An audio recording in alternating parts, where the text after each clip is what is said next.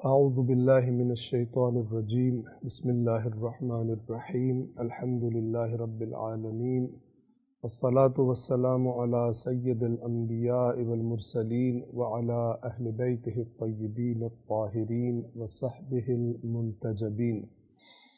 قرآن کریم کے 30ویں اور آخری جز میں ہم نے سورۃ العادیات تمام کی تھی۔ گزشتہ درس میں سورۃ القارعہ کے تلاوت اور اس کے بعد مختصر ترجمہ اور وضاحت سے ہم اس درس کا آغاز کریں گے۔ اعوذ باللہ من الشیطان الرجیم بسم اللہ الرحمن الرحیم۔ القارعہ ما القارعہ وما ادراک ما القارعہ یوم یکون الناس کالفراش المبثوث وتكون الجبال كالعهن المنفوش فأما من ثقلت موازينه فهو في عيشة راضية وأما من خفت موازينه فأمه هاوية وما أدراك ما هي نار حامیہ۔ سورۃ القارعہ کا ترجمہ اور مختصر وضاحت۔ بنام خدائے رحمان رحیم۔ آیت نمبر 1۔ القارعہ، وہ ہلا دینے والا حادثہ۔ 2۔ ما القارعہ، وہ ہلا دینے والا حادثہ کیا ہے۔ 3۔ وما ادراک ما القارعہ، اور آپ کو کس چیز نے بتایا کہ وہ ہلا دینے والا حادثہ کیا ہے۔ القارعہ، کہ جس سے مراد قیامت کا دن ہے۔ اس لفظ کا اصل معنی کیا ہے، توجہ فرمائیے۔ القارعہ کا معنی ہے جب کوئی دروازے پر آ کر دستک دیتا ہے، دروازے کو کھٹکھٹاتا ہے، اور اگر زیادہ شدت سے کھٹکھٹایا جائے تو اسے کھڑکھڑانا بھی کہا جاتا ہے۔ اب آپ تصور کیجئے، مثال کے طور پر گھر کے اندر افراد سو رہے ہیں اور کوئی بہت زور سے آ کے اچانک دروازے کو کھڑکھڑا دے، بہت زور کے ساتھ دروازے کو پیٹے، تو کیا ہوگا؟ گھر کے اندر سونے والے لوگ اچانک ہڑبڑا کر اٹھ بیٹھیں گے اور ایک عجیب و غریب کیفیت ان پر طاری ہو جائے گی کہ کیا حادثہ یا کیا مصیبت پیش آ گئی ہے جو اس طرح زور سے دروازہ کھڑکھڑایا جا رہا ہے۔ تو آپ اسی معنی کو تصور کیجئے روز قیامت کے بارے میں۔ جس طرح سورہ مبارکہ یاسین میں اللہ تبارک و تعالی فرماتا ہے ما ينظرون الا صیحۃ واحدۃ تأخذهم وهم یخصمون، کہ کس چیز کا انتظار کر رہے ہیں سوائے ایک زوردار آواز کے جو انہیں آ کر گرفت میں لے لے گی اور وہ آپس میں جھگڑ رہے ہوں گے۔ یعنی جب قیامت کی وہ زوردار آواز آئے گی، اس کے آنے کا اعلان کیا جائے گا، تو گویا اس وقت بھی بہت سارے لوگ قیامت کے بارے میں جھگڑ رہے ہوں گے یا اپنے دنیاوی معاملات میں جھگڑے کر رہے ہوں گے، اسی دنیا کی طرف توجہ ہوگی، لیکن جب وہ آئے گی تو اچانک گویا ہڑبڑا اٹھیں گے، کھڑکھڑانے والی، یعنی جو ہر چیز کو ہلا کر لرزا کے رکھ دے گی، اپنی جگہ سے ہٹا کے رکھ دے گی۔ اس حادثے کی شدت کی وجہ سے اس قیامت کے دن کو قرآن مجید نے القارعہ کا نام دیا ہے۔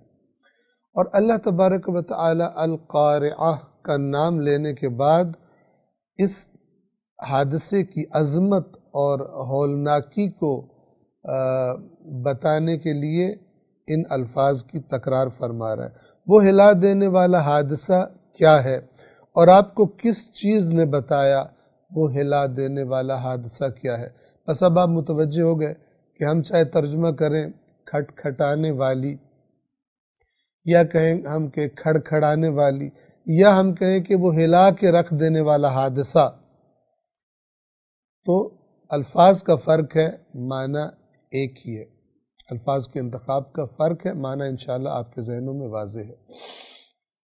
تو خداوند عالم اس عظیم دن کی عظمت کو سننے والے کے ذہن کی توجہ کروانے کے لیے فرما رہا ہے وَمَا أَدْرَاكَ مَا الْقَارِعَةُ، اور تجھے کس نے بتایا ہے کہ وہ کھڑکھڑا دینے والی یا وہ ہلا کر رکھ دینے والا حادثہ وہ کیا ہے، یعنی اس کی شدت کیا ہوگی، اس کی ہولناکی کیا ہوگی، اس دن تمہاری حسرت کا کیا عالم ہوگا، اس دن آنے والے عذاب کی کیفیت کیا ہوگی، اس دن جس کو خوشی ملے گی اس کی خوشی کی کیفیت کیسی ہوگی، کسی بھی چیز کا تم یہاں پر بیٹھ کر تصور نہیں کر سکتے۔ اللہ تمہیں بتا رہا ہے کہ اس دن جب وہ آئے گا تو کیفیت مناظر کس قسم کی ہوں۔ آیت نمبر 4، یوم یکون الناس کالفراش المبثوث، اس دن لوگ بکھرے ہوئے پروانے، بکھرے ہوئے پتنگے، یہ جو آپ اکثر دیکھتے ہیں خاص طور پہ گرمیوں کے موسم میں، اگر جہاں پر کوئی لائٹ یا چراغ وغیرہ جل رہا ہو تو اس کے ارد گرد بہت سارے پروانے جمع ہو جاتے ہیں اور اس سے ٹکرا کر گرتے بھی ہیں، مرتے بھی ہیں، آپس میں بھی ٹکراتے ہیں۔ ایک عجیب قسم کی بے نظم حرکت ہوتی ہے ان پروانوں کی۔ تو اللہ تبارک و تعالیٰ فرما رہے قیامت کے دن انسان جو آج اپنے آپ کو پتہ نہیں کیا سمجھنے لگتا ہے، متکبر ہو جاتا ہے، اپنے آپ کو بڑی چیز سمجھنے لگتا ہے، تو اس دن تم انسانوں کی ایسی حالت دیکھو گے جیسے آج پتنگوں کی حالت دیکھتے ہو۔ کیا حیثیت ہوتی کسی پتنگے کی؟ ایک حقیر چیز ہے دیکھنے میں، اور وہ بھی دیواروں سے اور چیزوں سے ٹکرا ٹکرا کر زمین پہ گر رہے ہوتے ہیں، جو لائٹس جل رہی ہوتی ہیں ان سے ٹکرا ٹکرا کے زمین پر گر رہے ہوتے ہیں، اور جب اڑتے بھی ہیں تو بڑے بے ہنگم طریقے سے اڑتے ہیں۔ تو یہ تصویر پروردگار عالم اس لفظ کے ذریعے سے کالفراش المبثوث، بکھرے ہوئے پتنگے، بکھرے ہوئے پروانے، ان الفاظ سے خداوند عالم ہمارے ذہنوں کو وہ تصویر، اس تصویر کی طرف متوجہ کرنا چاہتا ہے کہ تم انسانوں کی حالت اس دن ایسی ہی ہوگی۔ اس روز لوگ، انسان بکھرے ہوئے پروانوں کی طرح ہوں گے۔ 5، وَتَكُونُ الْجِبَالُ كَالْعِهْنِ الْمَنْفُوشِ، اور پہاڑ دھنی ہوئی اون کی طرح ہو جائیں گے۔ آپ نے شاید مشاہدہ کیا ہو کہ جب روئی کو دھونا جاتا ہے اس کی حالت کیا ہو جاتی ہے، بالکل نرم اور ایک خاص کیفیت ہو جاتی ہے کہ جو بالکل کمزوری اور نرمی کی علامت ہے۔ وہ چیز کہ جسے سخت ترین سمجھا جاتا ہے، انسان سمجھتا ہے، جیسے پہاڑ، قیامت کے دن ان کی ساری سختی ختم ہو جائے گی۔ اور اس میں بھی پیغام ہے کہ جو آج تکبر کے پہاڑ ہیں اور اپنے مال اور اقتدار کے نشے کی وجہ سے اپنے آپ کو بہت طاقتور، ناقابل شکست سمجھتے ہیں، وہ بھی اس طرح ہو جائیں گے جیسے ایک مثال دی پروانوں کی، بکھرے ہوئے پروانے، وہ بھی حقارت کی مثال ہے، کمزوری کی مثال ہے۔ اور دوسری مثال پھر مزید سمجھانے کے لیے یہ دے دی کہ پہاڑ، یہ جو اس دنیا میں تم پہاڑوں کو دیکھتے ہو، چٹانوں کو دیکھتے ہو اتنی مضبوط ہے، قیامت کے دن یہ دھنی ہوئی اون کی طرح ان کی حالت ہو جائے گی۔ واقعاً بھی یہ پہاڑ ایسے ہو جائیں گے قیامت کے دن، اور اس میں یہ پیغام بھی ہے کہ جو اتنے طاقتور پہاڑوں کی جو دن یہ حالت کر دے گا، تم انسان تو ان پہاڑوں کے مقابلے میں بڑے کم، تمہارے جسم مضبوط ہے، تمہاری حالت کیا کر دے گا۔ آیت نمبر 4 اور 5 میں اس دن کی ایک مختصر تصویر کے بیان کے بعد اب توجہ فرمائیے۔ اب انسان کی نفسیات ہے، جب اسے کسی خطرناک چیز کے بارے میں بتایا جاتا ہے کہ یہ ہوگا اس دن، یہ ہوگا، تو ذرا وہ اس کی توجہ بڑھ جاتی ہے، ذرا غور کرنے کی حالت میں زیادہ آ جاتا ہے۔ اب یہ حالت پیدا کرنے کے بعد پروردگار عالم فرما رہے کہ اس دن ہوگا کیا تمہارے ساتھ، حساب کتاب اعمال کا کس طرح سے لیا جائے گا، وہ تصویر بیان کی جا رہی ہے۔ ہم اپنے الفاظ میں پہلے آپ کو بیان کر دیں تاکہ آیات کا معنی آسانی سے سمجھ آ جائے۔ جیسا کہ آپ دیکھیں گے اگلی جو آیات ہیں اس میں بتایا جا رہا ہے کہ اعمال تولے جائیں گے۔ اعمال کا تولا جانا قرآن مجید میں پہلے بھی گزر چکا، فرمایا تھا وَالْوَزْنُ يَوْمَئِذٍ الْحَقِّ، اس دن وزن یعنی تولا جانا، اعمال کا تولا جانا یہ برحق ہے۔ لہٰذا ایسی باتیں جب ہم سنیں کہ ہمارا تو حساب ہی کوئی نہیں ہونا اور ہمارا تو کوئی اعمال دیکھے ہی نہیں جانے، بغیر دیکھے ہی مثلا کوئی ممبر پہ آئے اور مثلا خواب سنا رہا ہو کہ خواب میں یوں دیکھا ہے کہ میں کیا جا رہا تھا میں وہاں پر، تو وہاں پر فلان ہستی آئی اور اس نے کہا کہ تمہارا ہم اعمال نامہ دیکھے بغیر ہی تمہیں جنت میں ڈال دیا جائے گا۔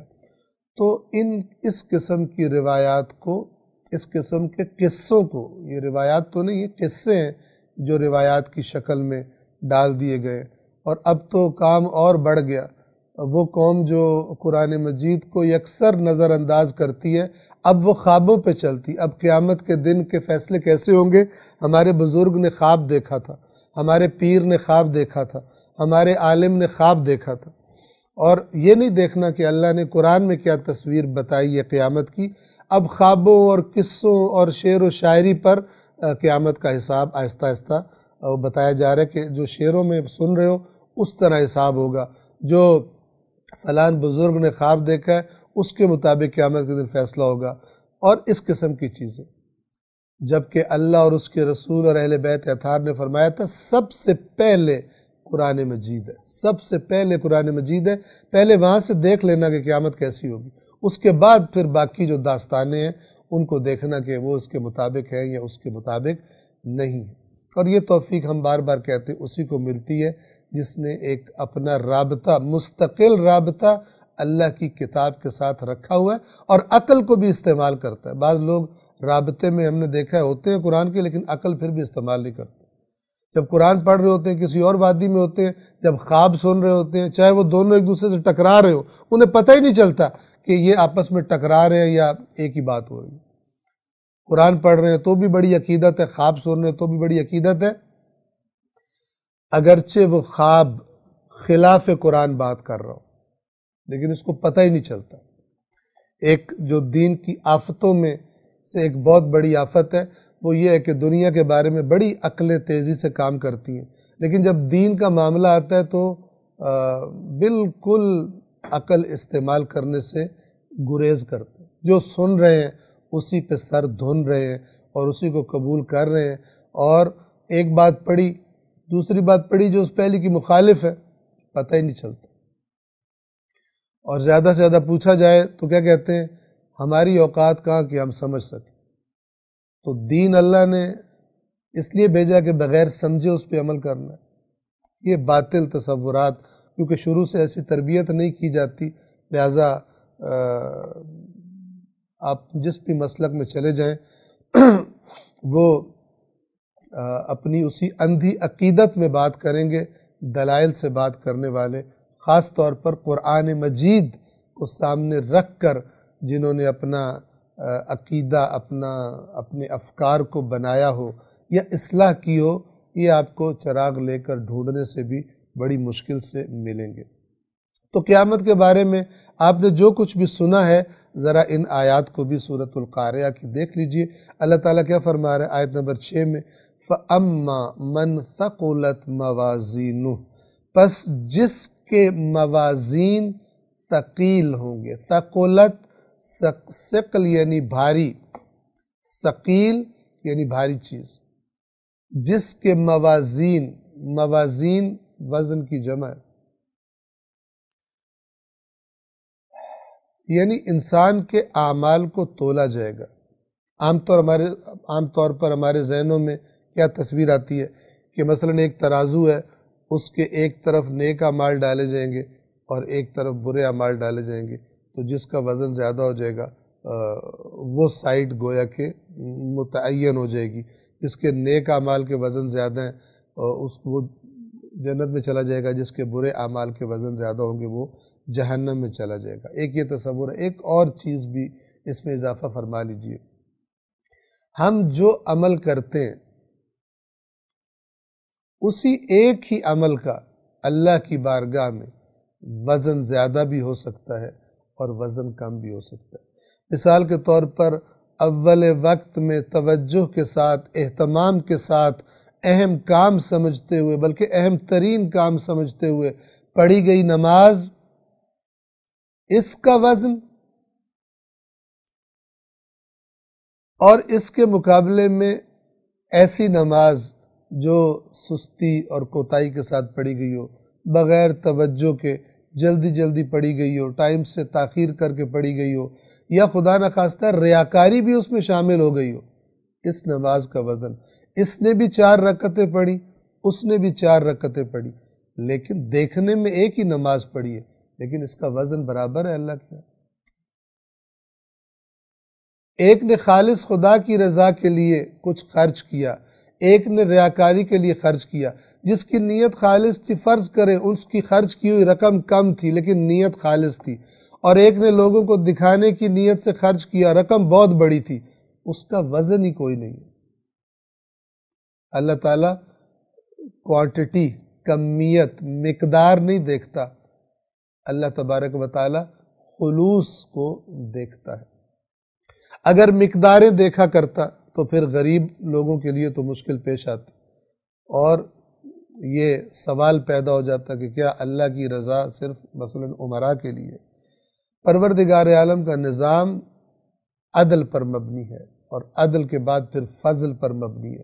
یاد رکھیے کہ انسان کی نیت اللہ تعالیٰ کے پاس وزن رکھتی ہے.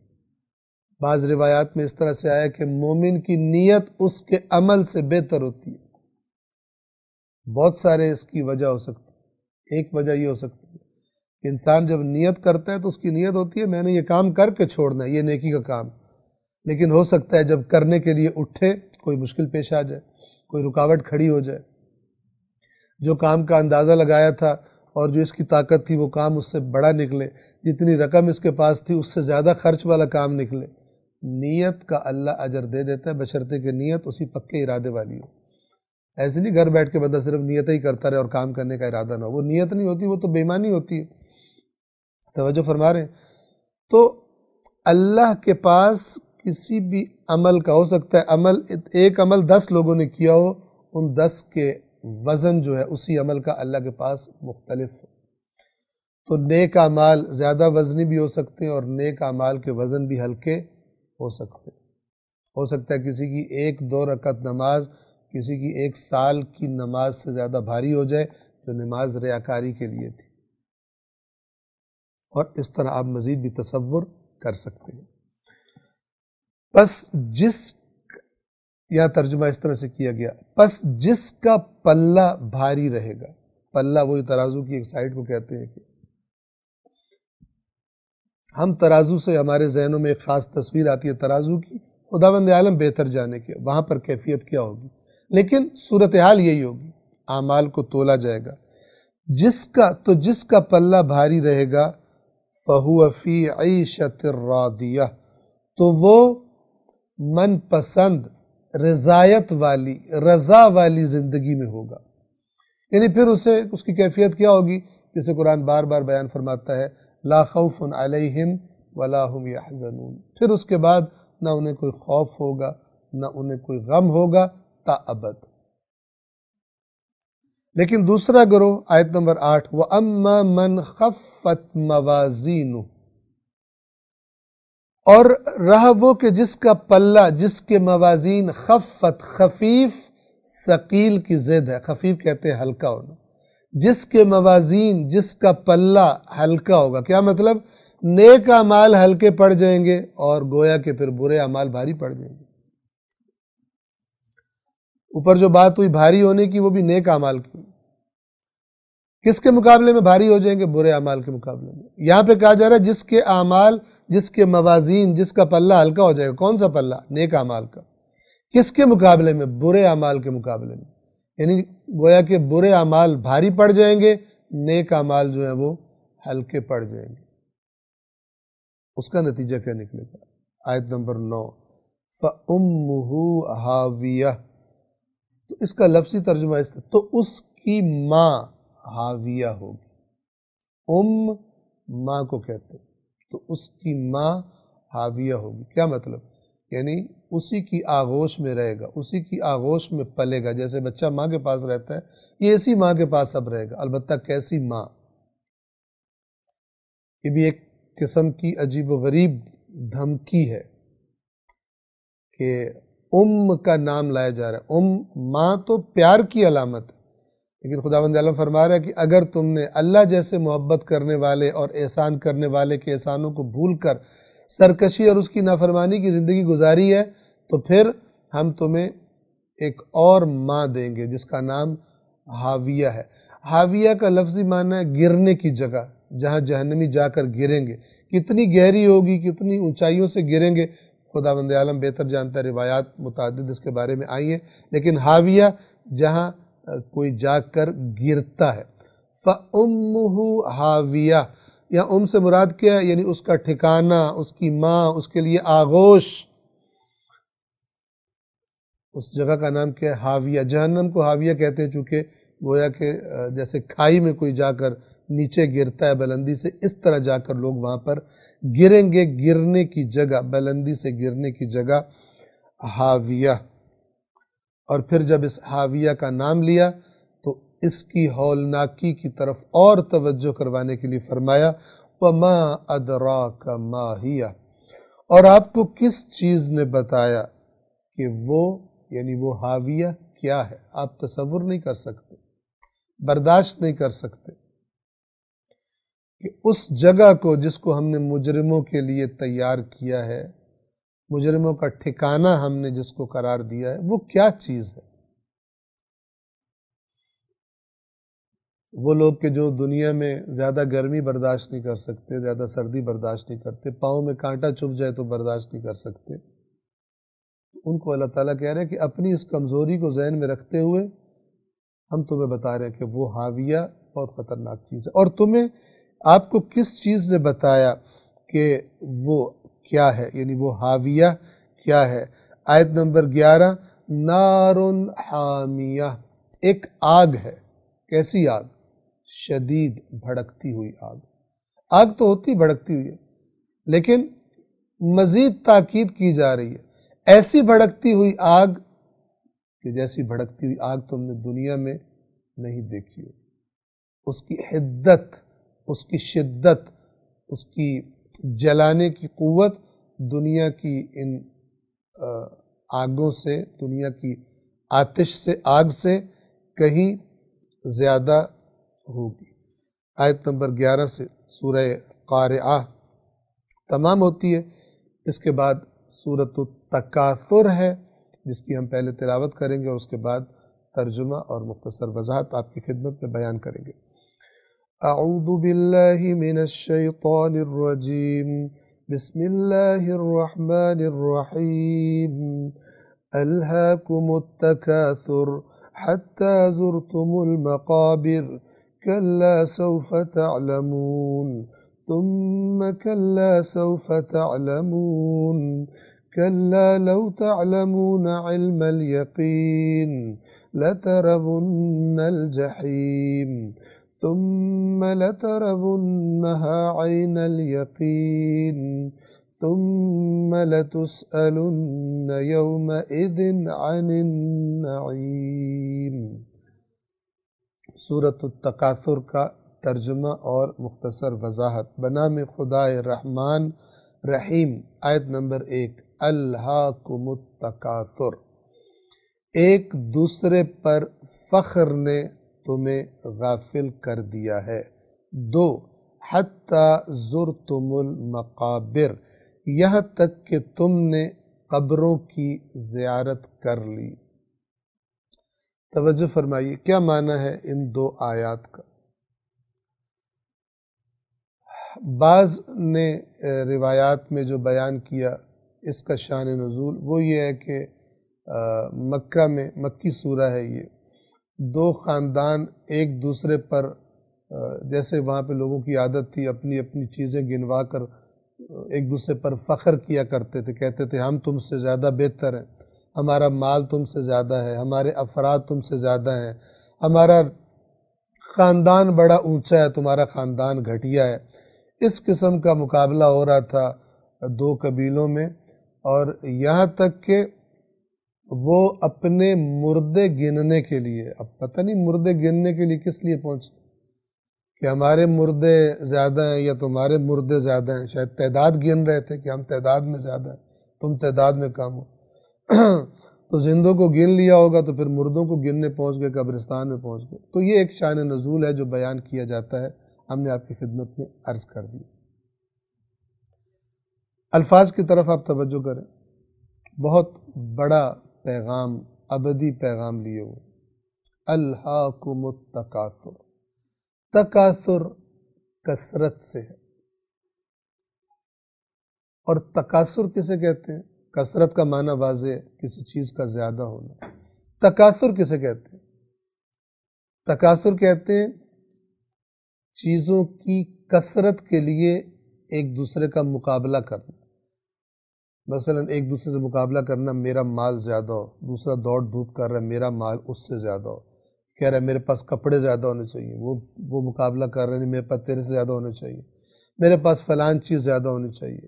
کثرت، کثرت دنیا کے مال کی کثرت آپ لے لیں یا دیگر دنیاوی چیزوں کی کثرت، اس میں ایک دوسرے سے زیادہ جمع کرنا اور پھر ایک دوسرے پہ فخر کرنا، اور جس کا خود بخود نتیجہ یہ ہے کہ جس کے پاس کم ہے اس کو گھٹیا سمجھنا، اور جس کے پاس زیادہ ہے اس کا خود کو برتر سمجھنا، بہتر سمجھنا۔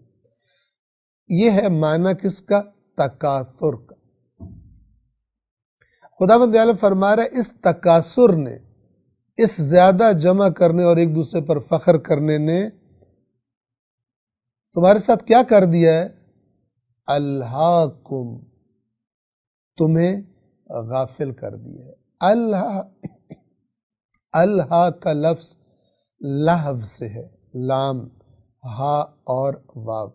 لہو اور لعب یہ دونوں قرآن میں کئی مرتبہ گزر چکے۔ اعلموا انما الحیات الدنیا لعب و لہو، جان لو کہ دنیاوی زندگی لعب ہے اور لہو ہے۔ لعب بے مقصد سرگرمی، کھیل تماشا اسے کہتے ہیں، بے مقصد۔ لہو کسے کہا جاتا ہے؟ توجہ فرمائیں، ہم نے پہلے بھی بیان کیا، پھر سن لیں۔ لہو اس چیز کو کہتے ہیں کہ جو خود اہم نہیں ہوتی، ضروری نہیں ہوتی، لیکن اپنے اندر ایسے انسان کی توجہ کو مصروف کر لیتی ہے، اپنے اندر انسان کو اس طرح مشغول کر لیتی ہے کہ انسان اپنے اہم کام بھول جاتا ہے، ان سے غافل ہو جاتا ہے۔ ایسی چیز کو کہتے ہیں لہو۔ اللہ تعالیٰ کیا فرمانا چاہ رہا ہے؟ الہاکم التکاثر، یہ مال زیادہ، مال کی کثرت کے مقابلے اور فخر کرنا، اور دنیاوی چیزوں کو جمع کر کے مقابلے کر رہے ہو، یہ میرے پاس زیادہ، میں نے یہ زیادہ کرنا ہے، میں نے اتنا جمع کرنا ہے، فلان کرنا ہے۔ اس دنیا کے پیچھے دوڑنے نے اصل اہم چیز کی طرف سے تمہیں غافل کر دیا ہے، اور وہ کیا ہے؟ وہ آخرت ہے، وہ آخرت ہے۔ ہمارے ذہن میں اسی بات کو سمجھانے کے لیے ایک ہلکا پھلکا سا لطیفہ ہے کہ ایک والد نے، جسے بڑا شوق تھا کہ اس کا بچہ دینی تعلیم پڑھے، اس نے اپنے بچے کو، یہ اکثر قوم میں یہ سنایا جاتا ہے طلاب کو ذرا نصیحت کرنے کے لیے، تو ایک والد نے جس کو بڑا شوق تھا کہ میرا بچہ دینی تعلیم پڑھے، اس نے اپنے بچے کو قم بھیجا، ایران بھیجا پڑھنے کے لیے۔ تو کچھ عرصے کے بعد اس نے اپنے بچے کا حال پوچھنے کے لیے باپ نے خط لکھا اور پوچھا کہ باقی چیزیں پوچھ کر، طبیعت صحت پوچھ کر سوال کیا کہ پڑھائی کیسی جا رہی ہے۔ تو بچے نے جواب میں اپنے والد کو اپنا حال احوال طبیعت سب کچھ بتایا، اور جو اصل سوال تھا باپ کا اس کے جواب میں اس نے لکھا کہ بابا یہاں آنے کے بعد مثلا مہینہ 2 مہینے گزار چکے وہاں پر، کہتا ہے بابا یہاں پر آنے کے بعد اتنی مصروفیات میری بن گئی ہیں کہ پڑھائی کا ٹائم نہیں نکلتا، پڑھنے کا ٹائم نہیں نکلتا، مصروفیات بہت زیادہ بن گئی ہیں۔ یہ وہ کہہ رہا ہے جس کو بھیجا ہی پڑھنے کے لیے گیا تھا۔ بعض افراد ایسے ہو جاتے ہیں۔ تو بالکل یہی بات یہاں پر کی جا رہی ہے قرآن مجید میں، تمہیں بھیجا کس لیے ہے؟ تمہاری دنیاوی مصروفیات، تمہارے دنیاوی تعلقات، تمہاری دنیاوی ایکٹیویٹیز، دنیاوی سے مراد ہماری کیا ہوتی ہے؟ جس میں اللہ کا عمل دخل نہ ہو، صرف دنیا کے لیے ہو، اور اس میں یہی تکاثر، میرے پاس یہ زیادہ ہو، میرے پاس یہ کس لیے زیادہ ہو؟ بس میرے پاس زیادہ ہو، میں نے سیٹھ بننا ہے، میں نے دوسروں سے امیر بننا ہے۔ تو یہ اللہ تعالیٰ کا خط ہے قرآن مجید جو اپنے مخلوق کو اس نے لکھا ہے کہ تمہیں وہاں پہ کیا کرنے بھیجا تھا اور تم کیا کر رہے ہو۔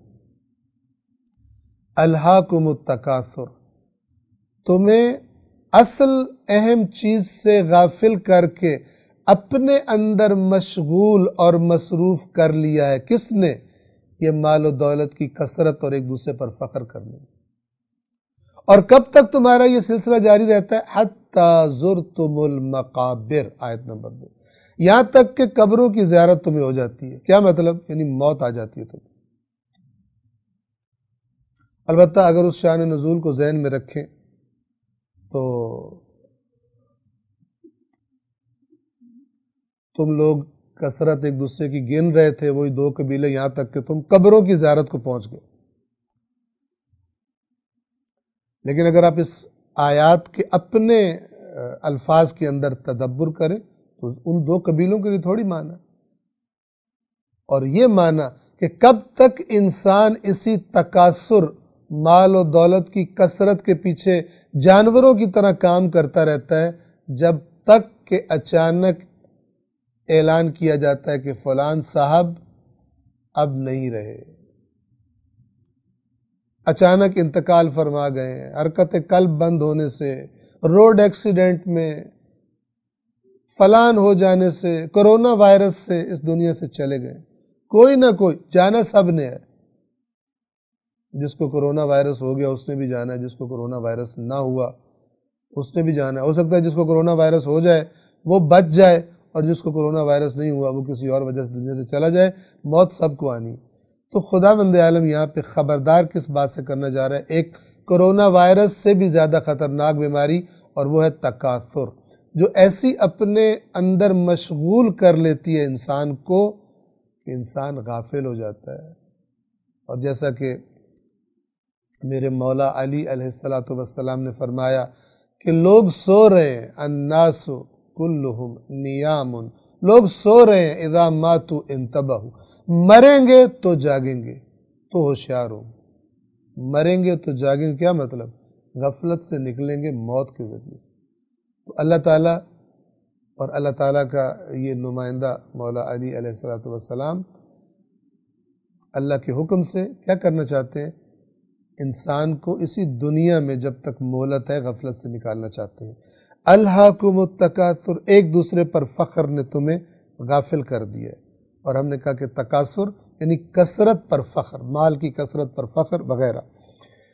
حتی زرتم المقابر، یہاں تک کہ تم قبروں تک جا پہنچو، یہاں تک کہ تم قبروں تک جا پہنچے، یعنی جب تمہاری موت آ گئی تب تمہاری یہ تکاثر کی بیماری کو سکون آیا، تب اس درد کو اس سے تمہیں کچھ آرام ہوا، لیکن اس کا نتیجہ اب آرام نہیں ہے۔ 3، کلا، ہرگز نہیں،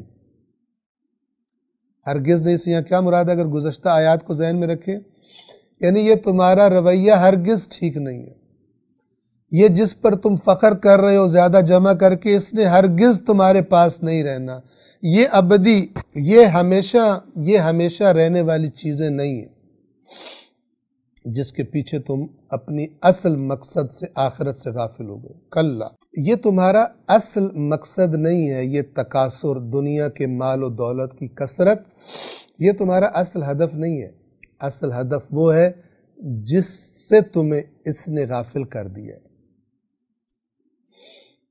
کلا، ہرگز نہیں، سوف تعلم، بہت جلد تمہیں علم ہو جائے گا، ان قریب تمہیں علم ہو جائے گا۔ 4، پھر تاکید فرما دیں، ثم، پھر ہم تم سے کہہ رہے ہیں، کلا، ہرگز نہیں، اس رویے سے باز آ جاؤ۔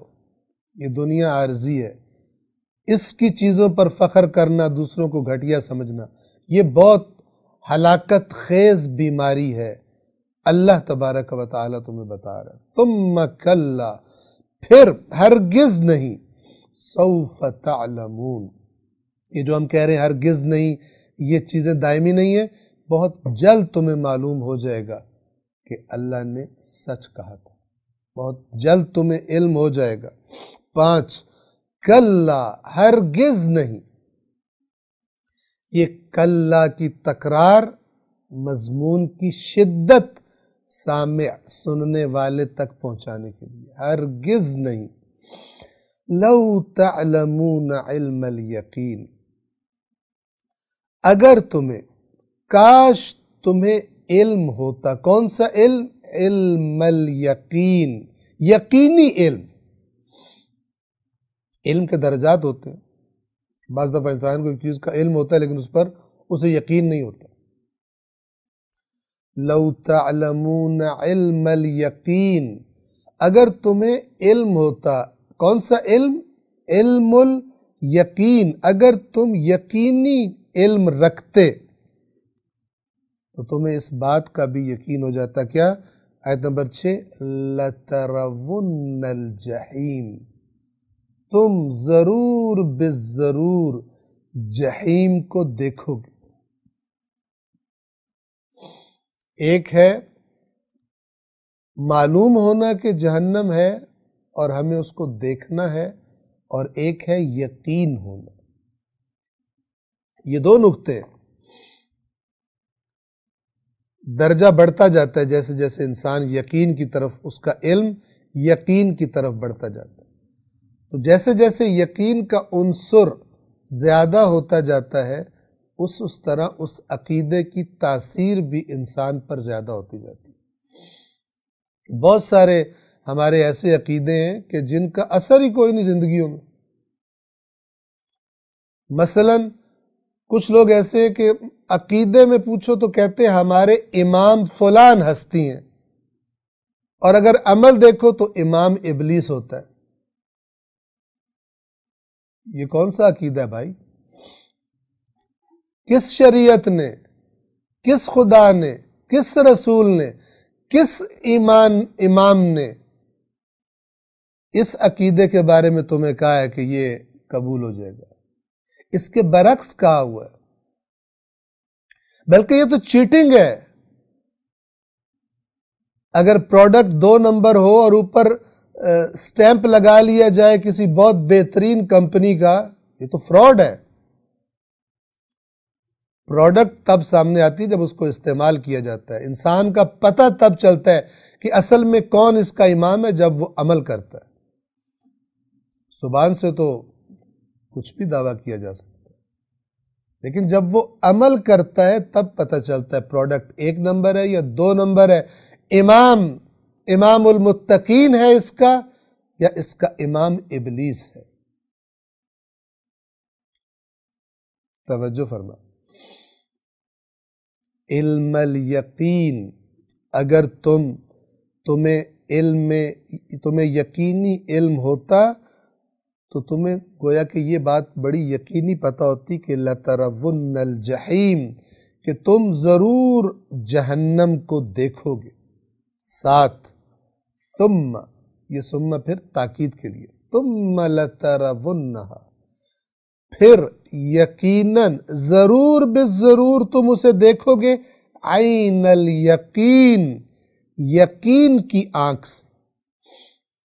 ابھی تو تم بالغیب، اگر تمہارا ایمان بالغیب بھی صحیح ہو تو تم اس غیب کی آنکھ سے دیکھ لو گے، ایمان کی آنکھ سے دیکھ لو گے، اور اس کا ایک درجہ یہ ہے کہ تمہیں اس درجے پر وہ ایمان پہنچا سکتا ہے کہ گویا کہ تمہیں یقین ہو جائے کہ تم نے اپنی آنکھ سے، ابھی تم نہیں دیکھ رہے لیکن تمہیں یقین ہو جائے کہ تم نے اپنی آنکھ سے اسے دیکھنا ہے،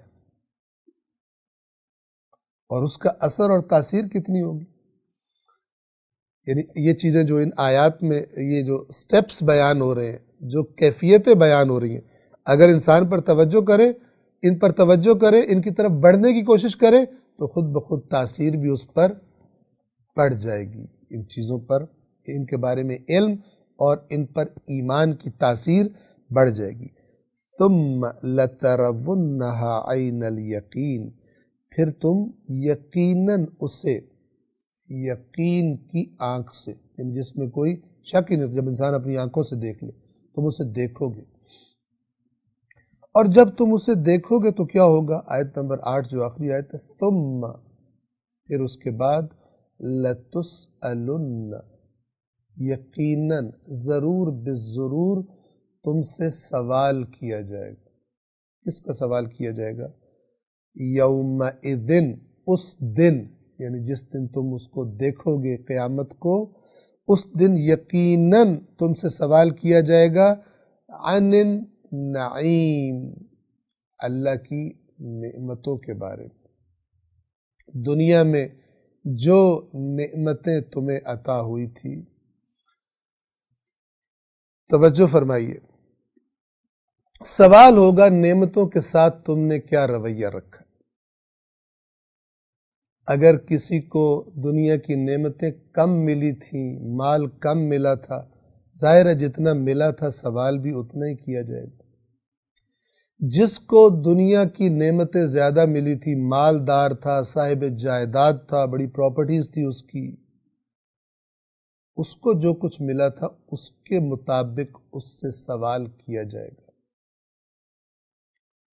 کسی کو اگر کوئی بہت بڑا عہدہ ملا تھا اس کا سوال کیا جائے گا۔ کسی کو اگر کوئی کم حیثیت ملے گی اس سے سوال بھی اتنا ہی کیا جائے گا۔ اس بات کو توجہ کے ساتھ سنیے۔ سب سے بڑی نعمت اگر میں کہوں کیا ہے، عظیم ترین نعمتوں میں سے ایک نعمت قرآن ہے۔ عظیم ترین نعمتوں میں سے ایک نعمت رسول اللہ ہے۔ عظیم ترین نعمتوں میں سے نعمت اہل بیت اطہار ہے، مولا علی علیہ السلام، امام حسن و امام حسین علیہ السلام۔ یہ نعمتیں کس کو ملی؟ جو سمجھتے ہیں کہ ہمیں ملی ہیں وہ پھر اس بات کے لیے بھی تیار ہوں کہ ان نعمتوں کے بارے میں سوال ہوگا۔ عام طور پر جو صرف میٹھی میٹھی باتیں بتائی جاتی ہیں وہ کیا ہوتا ہے کہ تم نے جو خرابیاں کی ہوگی نا، اس کو چھڑوانے کے لیے، ان خرابیوں کو بخشوانے کے لیے یہ ہستیاں کام آئیں گی۔ لیکن اگر یہ ہستیاں نعمت ہیں کہ ہیں اور کائنات میں ان سے بڑی نعمت کوئی نہیں ہے، تو پھر اس نعمت کے بارے میں بھی سوال ہوگا۔ اگر عجیب سا لگ رہا ہو کسی کو تو قرآن بتا چکا ہے۔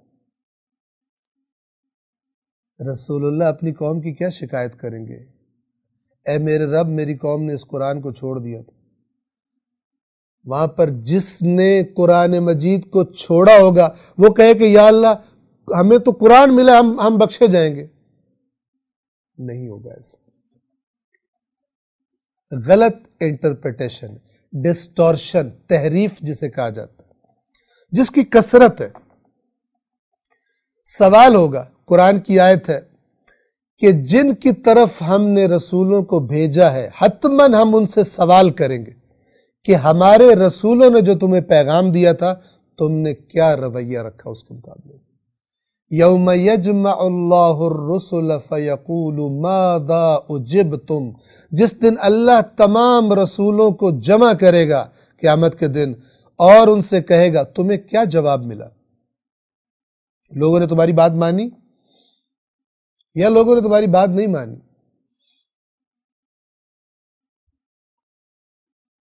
جب یہ نعمتیں ہیں، جب قرآن نعمت ہے، جب رسول نعمت ہے، جب اہل بیت اطہار نعمت ہے، تو اس نگاہ سے بھی سوچئے جس طرف سے قرآن ان نعمتوں کی اہمیت کی طرف توجہ دلواتا ہے۔ عام طور پر کیا کہا جاتا ہے؟ عام طور پر صرف یہ کہا جاتا ہے کہ کیونکہ ہم ان ہستیوں کو مانتے ہیں، لہذا ہمیں بڑی کنسیشن ملے گی آگے، ملے گی، لیکن قاعدہ ضابطہ ہے اس کا، اس کی طرف بھی قرآن نے اشارہ کیا ہوا۔ شفاعت، لیکن شفاعت کا ایک باطل تصور ہے جو قرآن نے بتایا ہوا۔ وہ شخص کہ جس کا عمل ان ہستیوں کی تعلیمات کے خلاف ہے، اس کی شفاعت کیسے ہوگی؟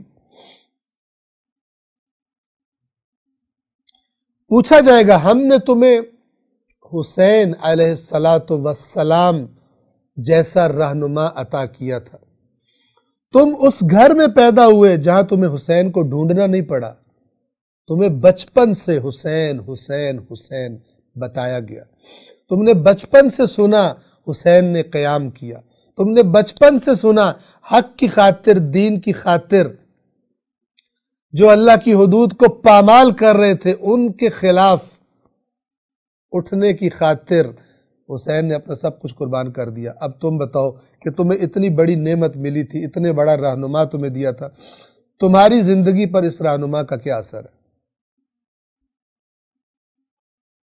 لَتُسْأَلُنَّ يَوْمَئِذٍ عَنِ النَّعِيمِ، یقیناً حتماً تم سے نعمتوں کے بارے میں سوال کیا جائے گا۔ جنہوں نے فالو کیا ہوگا ان کی کمی بیشی دور ہوگی شفاعت کے ذریعے سے، لیکن جو فالو ہی نہ کرے، اپنی دنیا کے میدان میں اس کا رویہ، اس کی حرکتیں بالکل اسی طرح ہیں جو اس کی ہیں، جس کا حسین سے کوئی تعلق نہیں، جس کا رسول اللہ سے کوئی تعلق نہیں، جس کا خدا سے کوئی تعلق نہیں، تو انسان اپنی حرکتوں سے اپنے امام کو ڈیسائیڈ کرتا ہے کہ کون ہے میرا امام، نہ کہ اپنی زبان سے ڈیسائیڈ کرتا ہے کہ میرا امام کون ہے۔ کتاب اصول کافی، کتاب الکفر والایمان میں امام جعفر صادق علیہ السلام کی حدیث ہے، اس کا ایک حصہ یہ ہے کہ بہت سارے لوگ ایسے ہیں کہ اگر آپ مومنوں سے پوچھو گے تو وہ کہیں گے یہ مومن ہے، کیوں؟ اس لیے کہ وہ ظاہر کو دیکھ رہے ہیں، جبکہ اللہ کے پاس وہ کافر لکھا ہوا ہے۔ تو یہ فرامین اہل بیت بھی تو بیان ہونے چاہیے، ان کو کتابوں میں دفن تو نہیں رہنا چاہیے نا۔ صرف خوشخبریوں والے فرامین سنائے جائیں اور خبردار کرنے والے نہ سنائے جائیں تو یہ تو خیانت ہو جائے گی، اور اس سے بڑی خیانت اور فراڈ کون سا ہوگا جو انسان کی ابدی زندگی تباہ کر دے۔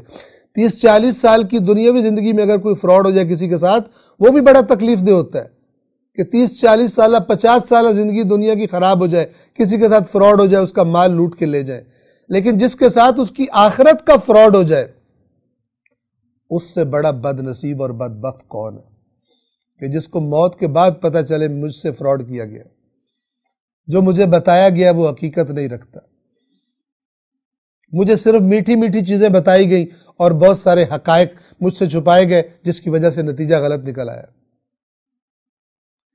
اسی لیے حدیث ثقلین کی طرف ہماری توجہ کروائی گئی ہے کہ اللہ کے نبی نے فرمایا میں 2 قیمتی چیزیں چھوڑ کے جا رہا ہوں، قرآن اور اہل بیت۔ یہ قرآن صرف نام لینے کے لیے، خانہ پوری کے لیے، سارا فوکس ایک طرف ہو جائے گا، غلط ہے۔ اگر اہل بیت کو چھوڑ دینے والا، اہل بیت پر ستم کرنے والا، اہل بیت کو تنہا چھوڑ دینے والا، ان سے مربوط نہ رہنے والا اگر ظالم ہے اور گمراہ ہے، تو اسی طرح بالکل اسی فارمولے سے قرآن سے رابطہ نہ رکھنے والا، قرآن کو مہجور، قرآن کو ترک کر دینے والا، قرآن نہ پڑھنے والا، قرآن مجید میں غور و فکر نہ کرنے والا، یہ بھی اسی طرح ظالم اور گمراہ ہے۔ پروردگار عالم عقل سے، ٹھنڈے دماغ سے سوچنے کی، سمجھنے کی تدبر کرنے کی۔ جو انسانوں کو اللہ نے عقل کی نعمت دی ہے، اس عقل کی نعمت کو دنیا کی ہر چیز سے بڑھ کر دین کے بارے میں، قرآن کے بارے میں سنجیدگی سے عقل استعمال کرنے کی اور باتوں کو سمجھنے کی کوشش کرنے کی اللہ تبارک و تعالی ہم سب کو توفیق عطا فرمائے۔ سورۃ التکاثر یہاں پر تمام ہوتی ہے۔ اس کے بعد سورۃ العصر ہے کہ انشاءاللہ ہم آئندہ درس میں آپ کی خدمت میں بیان کریں گے۔ والسلام علیکم ورحمۃ اللہ وبرکاتہ۔